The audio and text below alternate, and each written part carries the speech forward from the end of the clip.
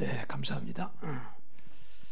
오늘도 이렇게 코로나19와 상관없이 하나님의 은혜를 사모하고 또 은혜 받기에 모인 여러분을 진정으로 환영하고 이 시간 또 다른 하나님의 새 은혜가 임할 줄로 믿습니다.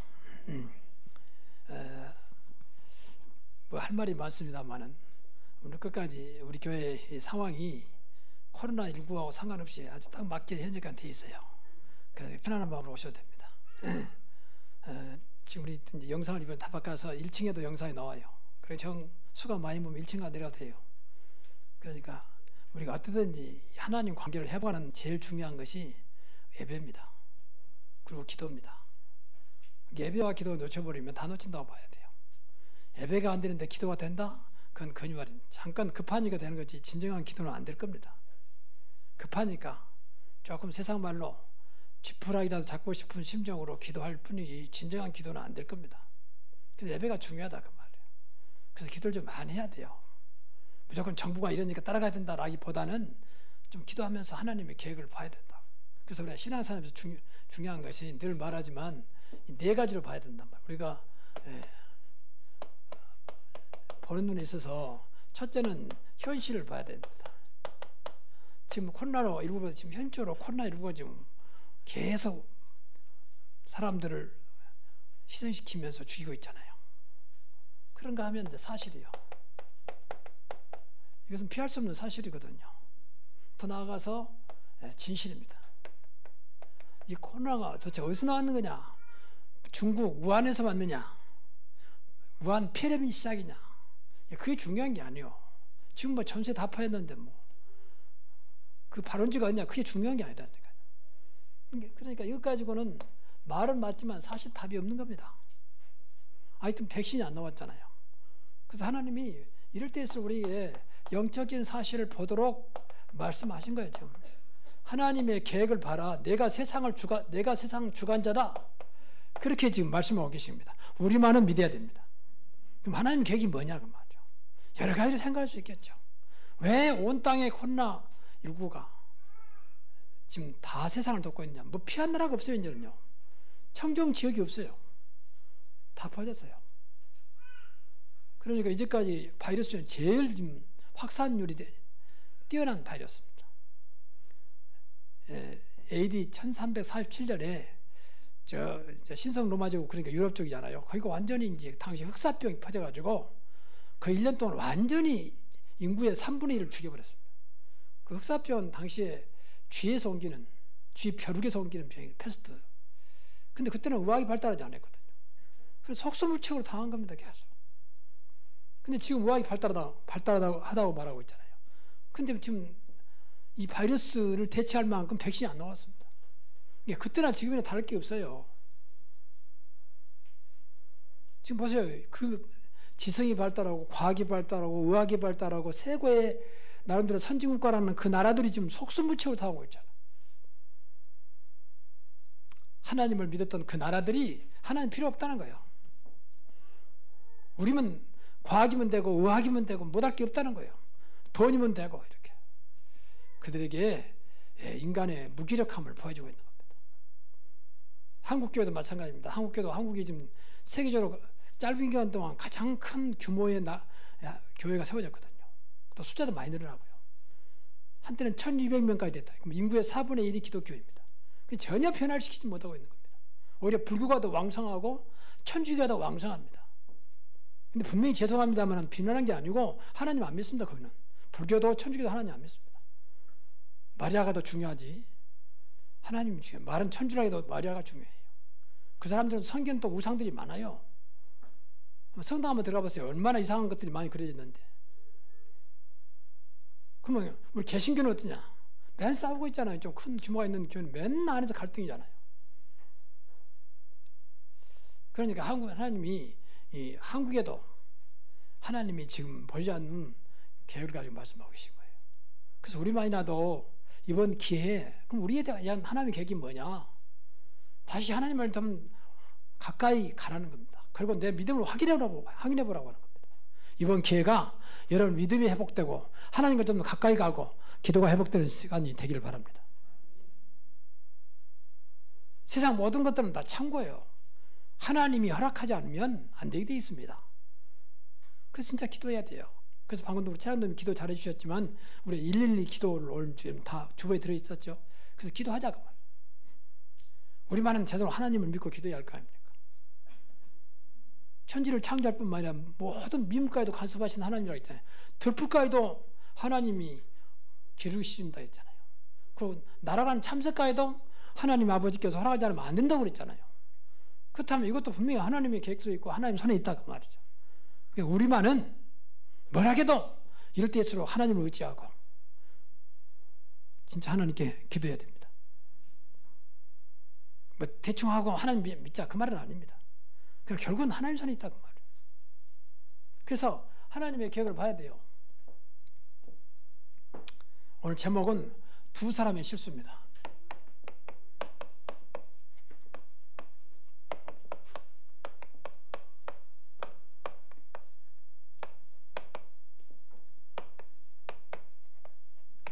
그러니까 첫째 사람이 이제 노아입니다. 그 둘째 사람이 이제 함이에요. 함과 가나안입니다. 가나안은 함의 넷째 아들입니다. 근데 왜 가나안이 나왔을까? 내가 볼 때는 이제 가나안하고 관계 있어요. 근데 나중에 보니까 가나안을 저주하잖아요. 함을 저주한 게 아니라 가나안을 저주합니다.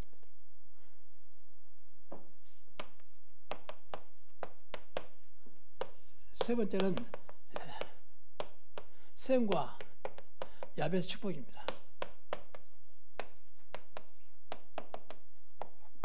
이게 이 세 종류의 사람들이 나왔지만 여기는 굉장히 중요한 의미가 있어요.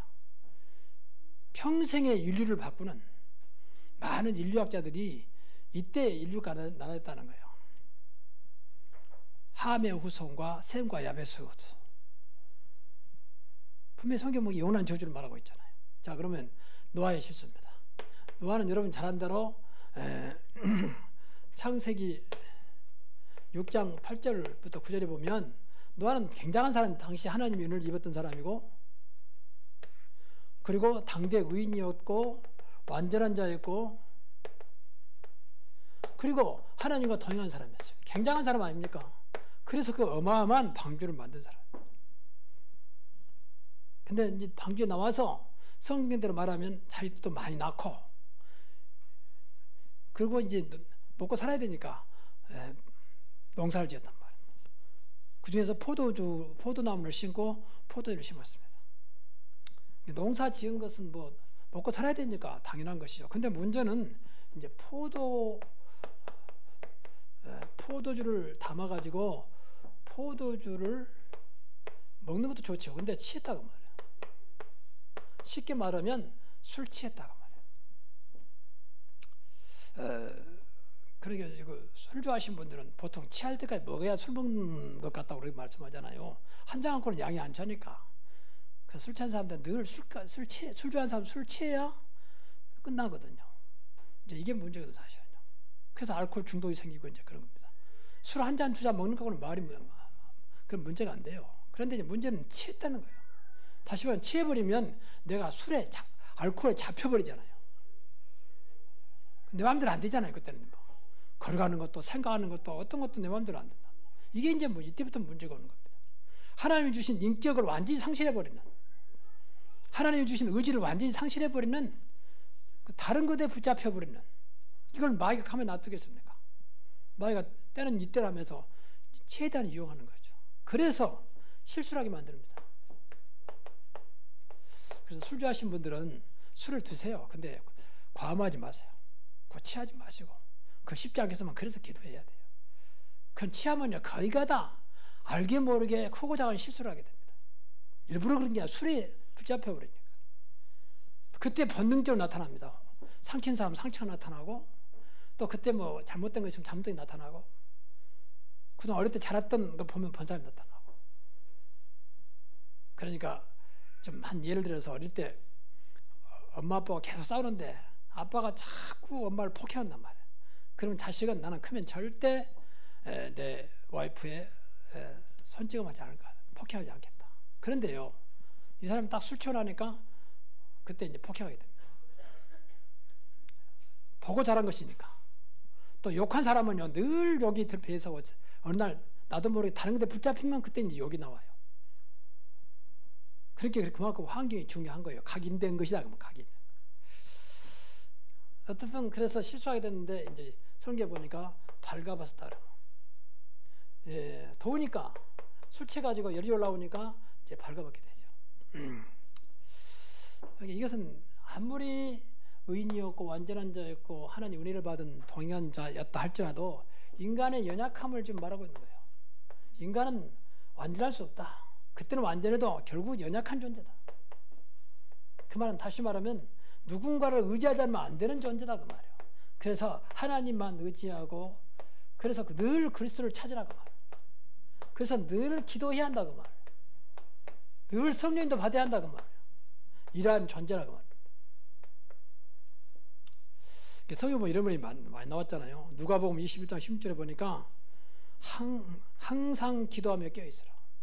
또 이런 말씀이 많아요. 마가복음 14장 38절에 보면 시험에 들지 않게 깨어있어 기도하라. 나도 모르게 이렇게 실수를 할 수 있어요. 인간은 어쩔 수가 없어요. 인간은 완전할 수가 없으니까. 저와 여러분 정말 완전하다면 예수 믿을 거 없죠. 구원받았는데 뭐. 근데 그렇지 않다고 말이에요. 여러분 믿음이라고 하는 것이요. 믿음 좋을 때도 있지만 믿음 안 좋을 때도 있거든요. 저 사람 믿음 좋다. 근데 언제 그 믿음이 떨어질지 모릅니다. 그러니까 항상 믿음을 유지하기 위해서라도 늘 주님 관계를 맺어야 되고 늘 기도해야 되고 하나님만 믿음을 주신 하나님 그리스도를 향한 믿음 이런 것이 늘 있어야 한다고 말해요. 오늘 인간은 교만할 수 없습니다. 지금 보세요. 세상이 너무 교만해서 하나님 필요 없다는 거예요. 여러분 좀 미안하지만 기성교회 규모 큰 교회도요 진짜 하나님 안 믿습니다. 목사님 어떻게 합니까? 나는 몰라요. 모르는데 그 사람들 하는 법만 그래요. 그러니까 교회 안에서 싸우죠. 그 큰 교회가 어떤 사람들은 1층에서 어떤 사람은 2층에서 서로 싸워 기도하면서 그 하나님 믿는 것입니까? 네가 나가라 하면서 그런 교회 정말 있어요. 그 몇천 명 모이는 교회 심지어 몇만 명인 교회 그런 데 있다니까요. 그 하찮은 육신의 문제 가지고 서로 주도권 안 뺏기려고. 교회는 주도권이 뭡니까? 교회 주인은 그리스도신데 교회 머리는 그리스도신데 하나님의 교회인데 무슨 인간들이 주도권을 싸움합니까? 이게 결국은 하나님 안 믿단 말 아닙니까? 그리고 어떤 장로는 전 내가 옛날에 김포에 있었는데 전사로 그 장로님은 그렇게 목사님을 괴롭혀요. 그 당시 목사님은 우리처럼 지금처럼 법은 잘 모르시지만 아주 호인이에요. 호인. 그야말로 인격자고 세상 말로 하면 법 없이 사실 분. 그런데 늘 괴롭혀. 그럼 저한테까지 저는 교육전사니까 저한테서 막 이야기하는 목사님, 장로님처럼 모르겠는데 저한테 말씀하지 마세요. 그러니까 목사님 얼마 못 견디고 나가시고 너무 12월 나면 인간은 한없잖아요. 그렇잖아요. 뭐 같다고. 인간은 털어서 먼저 하는 사람이 없단 말도 있잖아요. 이런 것들. 근데 결국은 뭐 이것은 꼭 뭐 결과라기보다는 그 장로님 치면 완전히 쑥대밭이 돼서요. 결과적으로 내가 거기다 나왔는데 뒤에 이야기가 하나님은 살아계신데 그 말은 장로님이 나쁘단 말이 아니에요. 좀 이따 말씀드리겠습니다. 그 중심이 뭐냐? 중심이 완전히 각인된 거 있단 말이에요. 하나님은 행함 보고 역사하기보다는 중심을 보고 역사하세요. 중심이 뭐가 되냐 중요해요. 근데 그것이 행함을 나타난다고 말이에요. 중심에 있는 것이. 그래서 노아가 실수한 것은 분명히 잘못된 것입니다. 그러나 이 실수를 그냥 놔두지 않았다고 말이에요. 함이라는 소리. 여기서 왜 가나안이 나왔을까? 가나안의 아버지 함이라 했을까? 아들이 4명 중에서 막내 아들이거든요. 가나안이 막내 아들. 지금 가나안 땅 그 이름이에요. 그러니까 이 친구가 성경은 안 나왔지만 내가 유추해 보면 이게 틀림없이 가나안이 뭔지 봤을 것 같아요. 지금 할아버지가 지금 발가벗은 노래 들었을 것 같아요. 그래 그 말을 아버지가 들은 것 같아요. 그러니까 아버지가 확인하러 간 거예요. 아버지가. 그래? 그래서 아버지가 함이 목격한 거죠. 근데 이게 성경에 보면 여기 나왔는데 내가 와야르 이런 뜻이 있어요. 히브리 와야르 무슨 말인지 아십니까? 그냥 지나치지 않고 관심 있게 봤다는 거예요. 아주 호심을 가지고 그래 아버지가 발가보고 넣었어 그래 어디 보자. 그러니까 어떤 면에서는 이 아들하고 같이 온 거예요. 할아버지의 부끄러운 모습, 아버지의 부끄러운 모습. 그걸로 끝나지 않냐고 분명히 밖으로 나갔다 그랬어요. 이게 문제예요. 왜 나갔습니까? 이걸 이제 아주 나쁘게 말하면 떠벌려고 사람들에게 이제 알리려고 나간 거예요. 이것은 이 함과 가난이 잘못다 일어나는 보다 그 속에 들어있는 거다. 늘 그런 것이 들어있었다 그 말이죠. 그래서 여기서 써놨습니다만은 와야게드 이 말은 무슨 말인지 아십니까? 단순히 알리는 게 아니에요. 알리려고 나갔는데 단순히 알단 말이 아니에요. 그 써놨습니다만은 흉을 보고 조롱하기 위해서 그 즐거운 마음으로 야 아버지가 와서 봐라 아버지가 좀 발버둥했다. 그러면 실수를 더 확대시키는 여러분 이런 것도 알리지 않아도 돼요. 우리는 복음만 알려야 되고 복음만 전해야 돼요. 여러분 제발 좀 다른 거 말하지 마시고 복음만 전하시기 바랍니다. 하나님은 우리 입을 둘 때 두 가지요. 먹으라고 줬고 살리는 말 하라고 줬어요. 근데 쓸데만 하지 마세요. 그리고 살리지 못한 말은 절대 하지 마. 사실일지라도 이걸 봐야 한다니까. 이거 사실을 말하지 마시고 영적인 사실을 말하시라. 영적인 사실은 살리는 겁니다. 영적인 사실은 복음입니다. 교회는 그래야 돼요. 복음 가진 저와 여러분 교회는 그래야 됩니다. 그래서 늘 복음으로 바꿔줘요. 나도 모르게 나오니까. 그래서 문제는 그래서 결국은 사실은 정확히 말하면 저주를 알리는 겁니다. 노아가 실수한 그 자체가 중요한 게 아니라 어쩌면 저주를 지금 불러오는 거예요. 그래서 성경에 보니까 저주합니다. 노아가 깨가지고 그 말을 들었죠. 그래서 저주받게 돼요.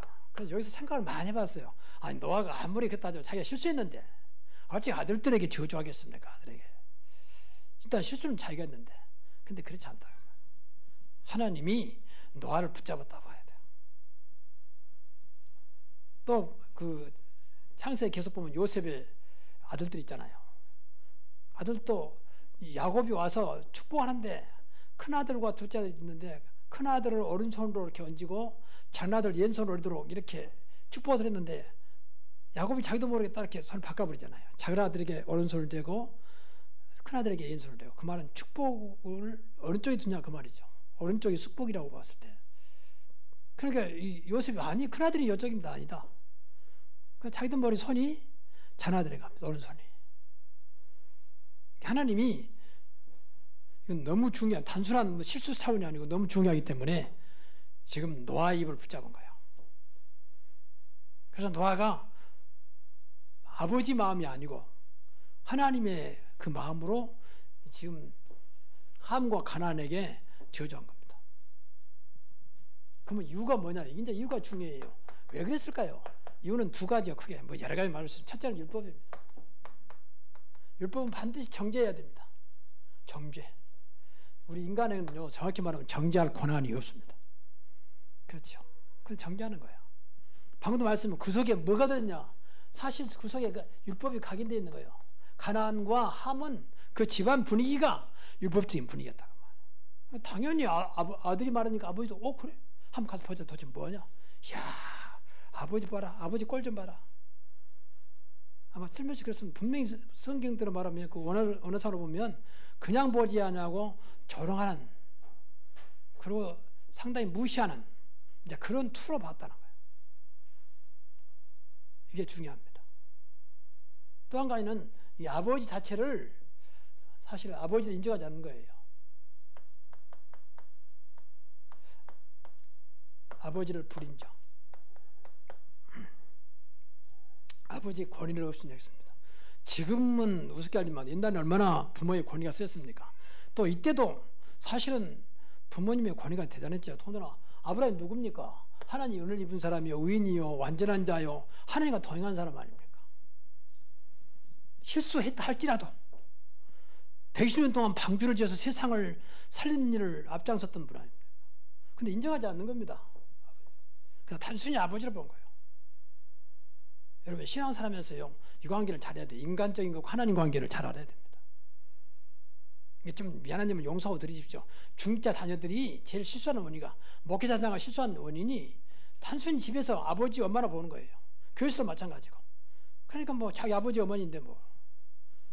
근데 교회에서 보니까 뭐 장로님 회사고 권사님 회사고 안수집사님 회사고 또 목사님 회사니까 이 아이가 혼란스러운 겁니다. 하나님을 전혀 모르니까. 인간적으로 봤는데 집에서는 전편을 뭐 그냥 뭐 평범한데 뭐 교회 가니까 뭐 목사님 뭐 권사님 집사님 회사고 뭐 그러니까 오히려 아이들한테 이제 갈등이 오는 거죠. 이게 이제 중요해요. 복음 모르면 자꾸 갈등해야 돼. 뭐 장로가 저래, 무슨 권사가 저래, 무슨 집사님이 저래. 그게 이제 제일 무서운 거거든요. 이게 자기도 모르게 정죄하는 겁니다. 야, 이유는 하나밖에 없어요. 복음이 안 돼서 그래요. 각인된 게 복음이 아니에요. 이대로 말하는 겁니다. 자기 속에 있는 걸 말하는 겁니다. 자기 모습. 가정이 완전히 이 집은 무너질 수밖에 없어요. 집안 분위기가 그렇다니까. 가난과 함. 아버지와 아들. 말 그대로 부자지간. 성경에 보니까 이거 함을 조정, 가난을 주셨어요. 원인 제공자가 내가 볼 때는 가난이라. 아들. 이게 가나안 땅을 잡은 겁니다. 그러니까 결국 멸할 수밖에 없었잖아요. 근데요, 신앙생활에서 저도 원래 어릴 때부터 율법을 잘하는 사람이기 때문에 좀 비판력이 강하고 좀 막 굉장히 따지기를 좋아하고 이런 스타일이거든요. 지금도 솔직히 그런 거 있습니다. 내 안에. 늘 저는 경계를 하죠. 복음 알고 나면 계속 내 자신과 싸워요. 계속 싸워요. 내 안에 있는 거고. 여기서 못 이기면요, 여러분 율법에 잡혀버립니다. 못 이기면 내가 죽어요. 율법은 절대 축복이 될 수 없습니다. 하나님 율법을 주신 것은 죄를 알도록 주신 것이지 복음으로 가도록 하는 하나의 그 가교역하라는 것이지 율법에 머물러 준 게 아니거든요. 인간이 창세기 3장에 범죄했을 때에 가장 먼저 주신 것이 창세기 3장 15절 복음을 줬어요. 네가 지금 범죄했지만 걱정하지 마라. 바로 여자의 우선 붙잡아라. 여자의 우선이 뱀을 상하게 할 것이요. 준 거예요. 근데 그걸 잡은 인물이 아벨이고 그걸 놓친 인물이 가인이었다고 말해요. 가인은 망해버렸고 아벨의 후손은 계속 언약의 백성을 자랐다고 말이죠. 이게 굉장히 중요해요. 성경 뭐 이해하지 못할 게 많습니다. 그런 면에서. 인간적으로 볼 때 여러분 잘 아는 대로 이삭의 아들이 둘이 나오잖아요. 에서와 야곱. 근데 인간적으로 볼 때는 에서가 훨씬 더 남자답고 또 뭐 멋있게 생겼고, 야곱은 그야말로 마마보이 엄마 치아파복에서 늘 붙잡고 부엌에서 엄마 힘부름하는 그런. 그리고 야곱은 또 거짓말 잘해요. 아버지 속이잖아요. 근데 하나님의 축복은 야곱이 있었다는 거예요. 에서 있지 않냐고. 이걸 잘 봐야 됩니다. 우리는 하나님 편에서 말하는 것이지 인간 편에서 말하는 게 아니에요. 여러분 우리의 기준은 말씀이요 하나님이십니다. 세상은 이해하지 못하는 거예요. 아니 저런 사람이 무슨, 이게 조심해야 됩니다.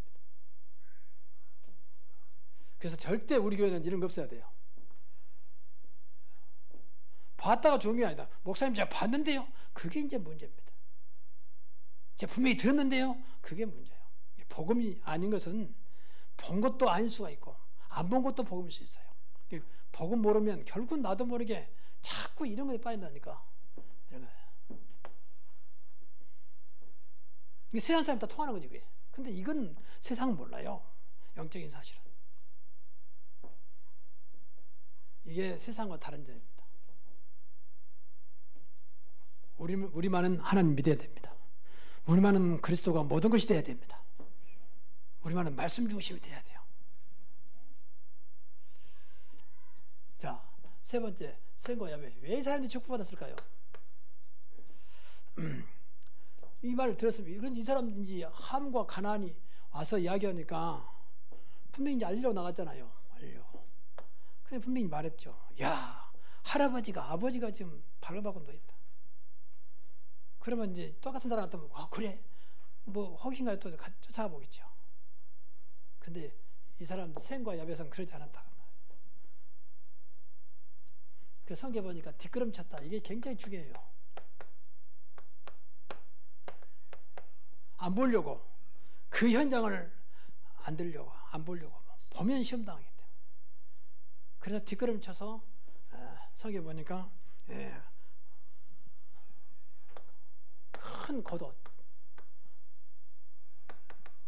겉옷을 들고 뒤로 돌아서서 수치를 덮어주죠. 이게 중요합니다. 수치를.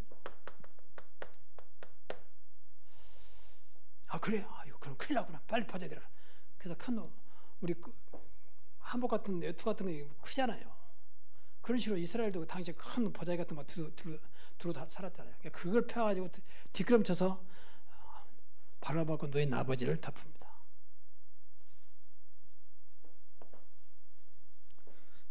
여러분 어떻게 생각하십니까? 이제 여기서 우리가 큰 갈등이 오거든요. 많은 사람들 호기심 가지고 막 팝니다. 누가 그랬다더라. 그래. 복음 전할 생각 않고 그 말은 어찌면 그렇게 기가 쏠게 되어 있는지 말이에요. 수건하면서 말이에요. 그게 전부 다 이 함과입니다. 함과. 그런 사람들. 가나안과예요. 빨리 바꿔야 됩니다. 예틀이에요, 예틀.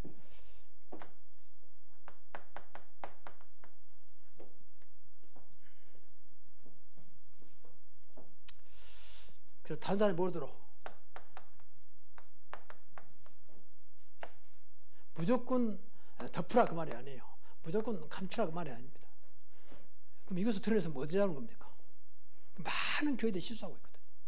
어떻게 목사님이 그럴 수 있으면 목사님을 내가 얼마나 존경하고 얼마나 사랑하고 얼마나 따랐는데 이럴 수가 있습니까? 그러면서 목사님 대들고 심지어 고발도 하고 막 그러잖아요.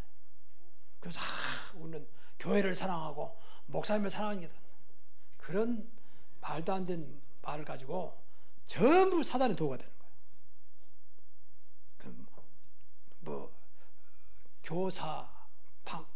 교사모, 교회를 사랑하는 뭐 이렇게 만들어가지고 그 교회를 사랑한 겁니까?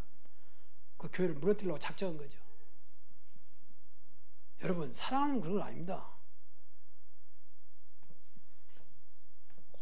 고린도서 13장 보세요. 사랑은 그런 겁니까? 모든 걸 참으며 모든 걸 이기며 모든 허물을 덮어주며. 여러분 사랑하는 자식을 막 까발립니까?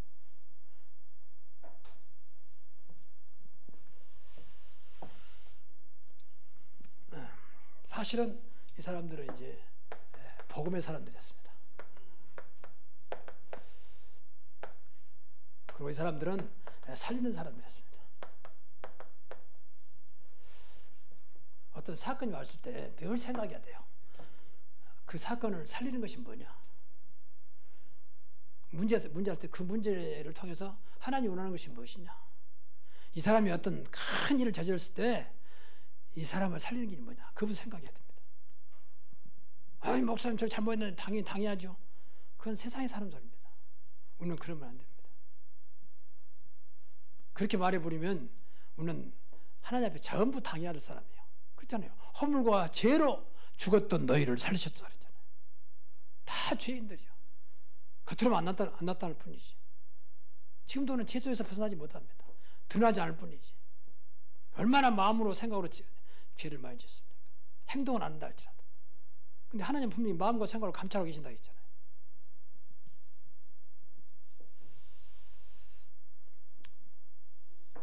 이 사람들은 사실은 아버지를 어떻게든지 그 권을 지켜주려고, 그러니까 보지도 않고 바로 그냥 급하게 뒷걸음쳐가지고 큰 옷을 가지고 덮어버린 거죠. 그래서 하나님이 축복한 겁니다. 셈은 언약적인 축복으로 그야말로 장차 메시아가 올 그런 가문으로 축복합니다. 야벳은 바로 창대한 물질의 축복을 줍니다. 그것도 셈을 통해서, 그냥 계속 하나님 관계를 통해서 축복할 것을 약속합니다. 셈과 야벳이, 그런 쉽게 말하면 셈은 영적인 축복을 받았다면 야벳은 물질의 축복을 받았다 볼 수 있죠. 근데 그냥 물질이 아니고 셈을 통해서, 그러니까 영적인 축복 같이 받았다 그 말이죠. 하나님 관계 속에서 그 말이에요.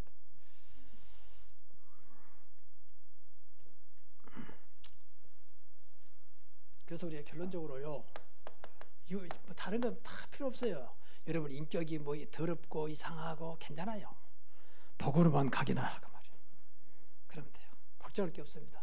오직 복음입니다. 복음의 결론은요, 살리는 거예요. 살리는 거예요. 이게 그 말이 그 말이에요. 모든 족속이 너로 말미암아 복을 얻을 것이다. 복음 가진 사람이라면 나 때문에 모든 사람이 산다 그 말이에요. 복을 얻게 된다 그 말이에요. 그래서 세계 복음만 합니다. 그래서 한 가지 조심할 것은 절대 율법에 매이지 마십시오.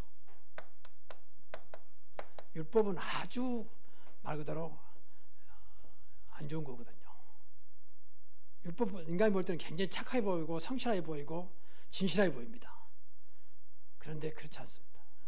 그런 사람들은 상대방을 용서할 줄 모르면 내가 뭐 바르게 살았는데 뭘 바르게 살았습니까? 하나님도 모르면서. 어떤 사람은 뭐 기독교들 보니까 엉망인데 나는 교회 안 다녀도 뭐 난 지금까지 남에게 실수한 적 없고 잘못한 거 없고 피해 준 적 없고 이런 소리를 합니다. 글쎄요. 하나님 모르면 그 말이 맞을지 모르는데 하나님 앞에는 그런 말 안 되죠. 그 바로 교만한 생각이죠. 불순한 생각이죠. 결국 지옥 갈 수밖에 없는 생각이에요. 그게 아무리 악해도 예수 그리스도를 믿으면 그 순간에 하나님 자녀가 됩니다. 구원받습니다. 하나님께서 함께 하십니다. 그게 복음이에요. 그 복음. 그리스도 때문에 오는 모든 것. 그래서 성경에 보면 십자가에서 율법을 다 없애버렸다거든요. 십자가를 믿으면 율법은 끝났다 그 말이에요. 다 이루었다 그 말은 율법의 문제를 다 끝냈다 그 말이에요. 그래서 우리 교회가 진짜 복음이라면 내가 무조건 살려라. 그래서 무조건 신앙을 말하는 거예요. 그냥 말이 아니에요. 우리는 우리 교회만 그래야 돼요. 무조건 살리는 신앙, 무조건 살리는 영적 상태. 영적 상태란 말이 굉장히 중요해요. 나도 모르게 저 사람 어떻게 도와줄까? 그러면 여기서 말하자면 내가 그러면 아버지 저랬다면 어떻게 저를 도와줄까? 이 사람들이 그 사람들이에요. 아버지 실수한 거잖아. 실수한 거니까 그럼 어떻게 저를 빨리 저를 덮을까? 그래서 보지도 않고 뒷걸음쳐가지고 큰 보자기, 큰 옷을 가지고 덮어버린 거예요. 근데 이 사람은 그런 게 아니죠. 똑같은 아들인데 손자까지도 이걸 오히려 드러내놓는. 근데 절대 이 사람이 그 말한 게 아니에요.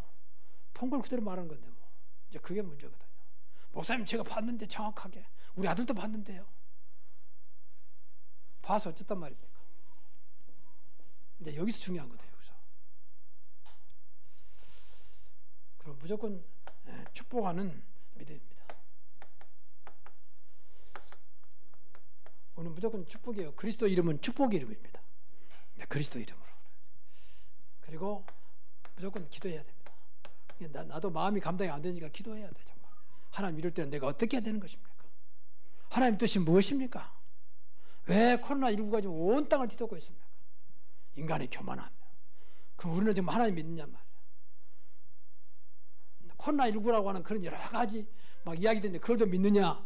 내가 나를 구원하신 그분도 믿느냐? 한번 확인할 필요 있어요. 무조건 무시란 말이 아니잖아요. 여러분 생각해보세요. 방송을 더 믿습니까? 내가 믿는 하나님을 더 믿습니까? 여러분 보면 너무 방송에 매여가지고 막 그러면서 말이에요. 그건 무시라는 건 아니라니까요. 이럴 때서 하나님 엎드려야 돼요.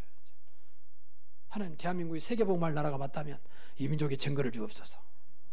그래서 이게 한국이 지금 바꿔지고 있잖아요. 솔직히 나는 그걸 내는 기도로 보거든. 하나님 이 민족 이번에 대한민국이 세계에 다시 한번 세계복음할 교회로 세계복음할 민족으로 하는 축복하여 주옵소서. 또 해 나가면요 아시아권에서는 일본만 못합니다. 해 나가면 일본을 알지 한국을 잘 몰라요. 지금도 이번 기회에 한국에 지금 아직까지는 인정받고 있거든요. 근데 이상하게 한국이 좀 주춤한데 해외는 계속 왕성하고 있잖아요.